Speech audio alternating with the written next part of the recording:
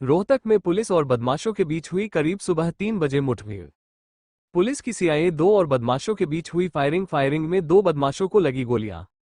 बदमाश साहिल और जसबीर को लगी है गोलियां। पुलिस पर फायरिंग करने 3 पुलिस कर्मियों की बुलेट प्रूफ जैकेट से बचे, वहीं पुलिस की गाड़ी के फ्रंट शीशे पर लगी गोली।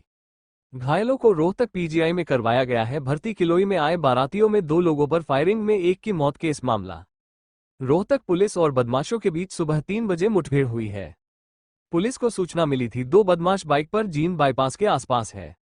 इसी दौरान सीआईए 2 की टीम ने बाइक पर सवार 2 लोगों को शक के आधार पर रोकने को कहा तो पुलिस को देख दोनों बाइक सवार तेजी से बाइक भगाते हुए जींद रोड के बाईपास से गोहाना रोड की तरफ बन रहे रोड की तरफ जाने लगे। पुलिस ने इनका पीछा किया तो पुलिस पार्टी पर फायरिंग शुरू कर दिया। पुलिस और बदमाशों के बीच 18 से 20 राउंड फायरिंग हुई। इस फायरिंग में 2 बदमाशों को गोली लगी है जिन्हें पुलिस ने काबू किया। इस फायरिंग में 3 पुलिसकर्मी बुलेट प्रूफ जैकेट के कारण बाल बाल बचे। वहीं पुलिस की गाड़ी के फ्रंट शीशे पर गोली गली है।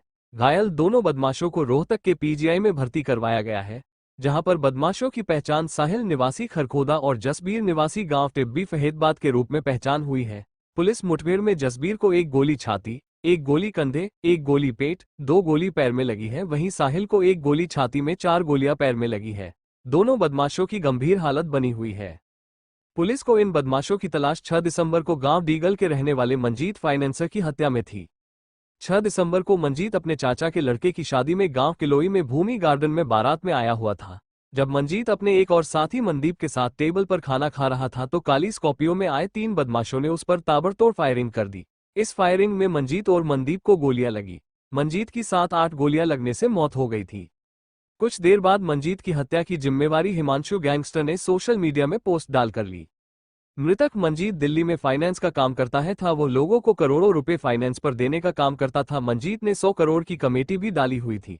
मंजीत से हिमांशु गैंग द्वारा फिरौती मांगी थी। मंजीत द्वारा फिरौती की रकम नहीं देने पर जान से मारने की धमकी भी मिली थी। हिमांशु भाव यूएसए में बैठक कर अपना गैंग इंडिया में चला रहा है। हिमांशु भाव रोहतक जिले के रिटोली का रहने वाला है। हिमांशु भाव पर कई राज्यों की पुलिस को तलाश है। हरियाणा पुलिस आज रोहतक पुलिस की जो है मुठभेड़ हुई है बदमाश के साथ, क्या आपको ये सूचना थी और क्या आपका अपडेट है? ये अभी पिछले दिनों दिग्गल निवासी मंजीत जो फाइनेंस का काम करता था उसका मर्डर हो गया था।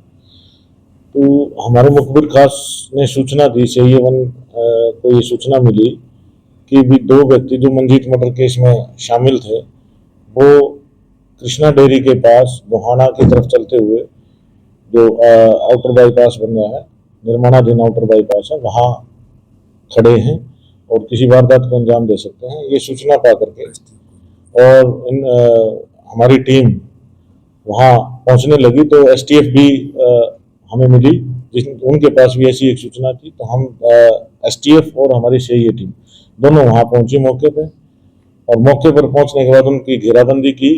तो पुलिस के द्वारा घेरे जाने पर उन्होंने पुलिस पर फायरिंग शुरू कर दी और जवाबी कार्रवाई में जब हमारी तरफ से भी फायरिंग हुई तो दोनों तरफ से फायरिंग होने के बाद हमारे एक सब इंस्पेक्टर, 2 एएसआई को भी गोली लगी, लेकिन बुलेट प्रूफ जैकेट होने की वजह से वो बच गई।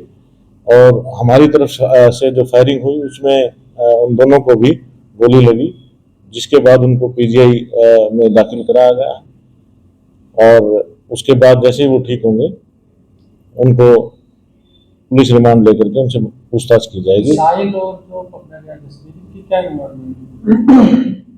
ये दोनों किसी मौके पर वहाँ जो मर्डर हुआ उस समय वो मौके पे मर्डर करने में शामिल थे। हाँ, साहिल के खिलाफ भी पहले से मुकदमे दर्ज हैं। 307 का मुकदमा भी दर्ज है और 2 मुकदमे उसके खिलाफ हैं, साहिल के खिलाफ, और 3 मुकदमे हमारे इसे अपना जसबीर के खिलाफ। और सर जो एक पोस्ट वायरल हुई थी उसमें खुद जिम्मेवारी लेती हिमांशु भाव की तरफ से, तो इसमें क्या कोई गैंगस्टर?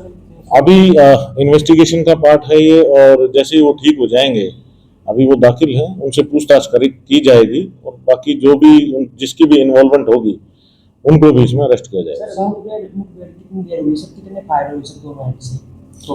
मुठभेड़ तो कम से कम काफी टाइम चला है, कम से कम आधा घंटा तक हमारी वहाँ मुठभेड़ हुई है, जिसमें हमारे 9 फायर हमारी तरफ से चले हैं और उनकी तरफ से 14-15 फायर उनकी तरफ से चले हैं। कोई फिरौती की मांगी गई थी उनके द्वारा, वो जब मर्डर अभी पूछताछ के बाद ही पता लगेगा, तो फिलहाल अभी जो इस तरह से क्योंकि अभी उनसे पूछताछ नहीं हो पाई है, वो अभी ट्रॉमा सेंटर में है।